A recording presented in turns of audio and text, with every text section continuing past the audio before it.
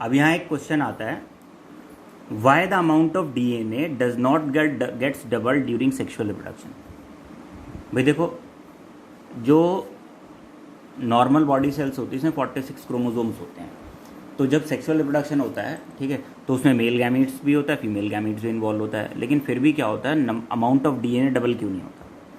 Actual में क्या ना, हम लोग कहते हैं ना कि एक सुप्रीम पावर है कोई जो सब कुछ मॉनिटर कर रही है। सोचो देखो, ह्यूमन बीइंग्स ना जो या कोई भी एनिमल जो बनाया हुआ है नेचर में, जो भी चीज़ें बहुत परफेक्टली डिज़ाइन है, इतना परफेक्ट डिज़ाइन है ना कि उसे पहले से पता है कि क्या दिक्कत आ सकती है। देखो, जो ऑर्गेनिज्म है, ठीक है, उसकी बॉडी में ना सारी, हम अगर ह्यूमन बीइंग्स की बात करें, सारी की सारी सेल्स जो होती हैं सब में 46 क्रोमोसोम्स होते हैं।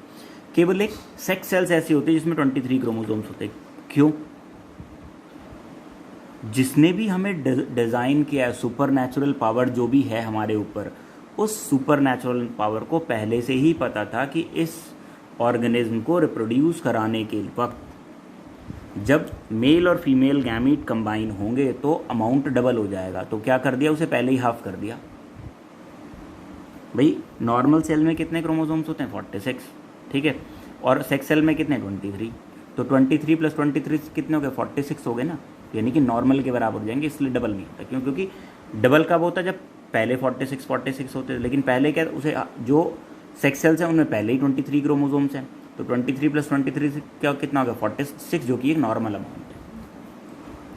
देखो, gametes are special type of cells called reproductive cells which contain only half the amount of DNA as compare to the normal cell. Normal cell में 46 क्रोमोसोम्स होते हैं, लेकिन ये 23 क्रोमोसोम्स किस में होंगे? मेल सेक्स सेल में, मेल गैमीट कह दो। और ये 23 क्रोमोसोम किस में होंगे? फीमेल गैमीट में। तो क्या हो गया? 46 क्रोमोसोम बन गए, और जो कि क्या है, नॉर्मल अमाउंट है किसी भी एक सेल में जो प्रेजेंट होता है। तो डबल क्यों नहीं हो रहा? वो इसलिए डबल नहीं हो रहा क्योंकि पहले से ही जो सेक्स सेल्स है उसमें हाफ हाफ रखा हुआ। जब हाफ हाफ रखा हो तो हाफ + हाफ कितना होता है? नॉर्मल हो जाता है, 1 हो जाता है, ठीक है, डबल नहीं होता। अब आ जाते हैं क्वेश्चन है, ये क्वेश्चन अपने आप लिखोगे, मैंने पीछे करा है, how sexual reproduction in animals takes place. ठीक है, ये तुम्हें अपने आप करना होगा। मैंने करा दिया पीछे, पूरा क्वेश्चन ही लिखवाया था, मैंने दोबारा लिखा है जिससे कि तुम एक बार दोबारा लिख सको, देख सको कि तुम्हें याद हुआ, मतलब स्टेप्स याद हुई या नहीं। नेक्स्ट आते हैं प्यूबर्टी। या प्यूबर्टी कह दो या प्यूबर्टी कह दो, ठीक है, बस डिफरेंस है अमेरिकन और ब्रिटिश एसेंट का। तो जो प्यूबर्टी है, ठीक है, ये ना एक एज है, एक ऐसी एज है जिस एज पे ना किसी भी ह्यूमन बॉडी में सेक्स हार्मोन्स रिलीज होना शुरू होते हैं। ध्यान रखना, मैंने क्या, सेक्स हार्मोन्स रिलीज होना शुरू हो रहे हैं। ये नहीं कहा कि सेक्सुअली मैच्योर हो गई बॉडी, बस बॉडी में सेक्सुअल हार्मोन्स जो है वो रिलीज होना स्टार्ट हुए, यानी कि ऐसी एज जिस एज पे बॉडी में ना कुछ चेंजेस आने स्टार्ट होते हैं, उस एज को क्या कह देंगे? प्यूबर्टी कह देंगे। The age at which sex hormones begins to be produced and the boy and girl become sexually mature.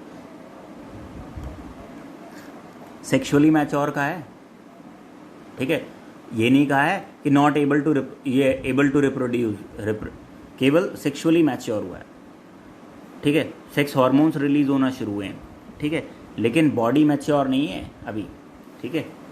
तो boy attains puberty at the age of 13 to 14 years. ये जो है ना इंटरनेशनल लेवल पे देखी गई है, ऑल ओवर द वर्ल्ड जो है ना, ये जो एवरेज एज है प्यूबर्टी की बॉयज़ में 13 to 14 ईयर्स है। हमारे यहाँ थोड़ा लेट होता है, हमारे यहाँ 14-15 भी हो सकता है। Girls attain puberty at the age of 10 to 12 years.